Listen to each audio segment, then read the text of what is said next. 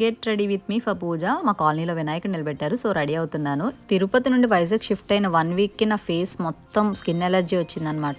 I don't know water change వల్ల లేకపోతే ఇంకేంటో, కానీ ఈ మెడికేటెడ్ మాయిశ్చరైజర్ యూజ్ చేసినప్పటి నుంచి నా ఫేస్ నార్మల్కి వచ్చింది. ఇంకా అదే కంటిన్యూ చేశాను. రెడీ అయిపోయిన తర్వాత ఫస్ట్ ఇంట్లో దీపారాధన కంప్లీట్ చేసుకున్నాను.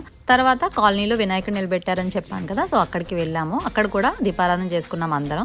ముందు రోజే అందరికీ అనౌన్స్ చేశారు దీపారాధన చేసుకోవాలి, అన్ని తెచ్చుకోండి అని చెప్పి. సో అన్ని తీసుకొని వెళ్ళాను.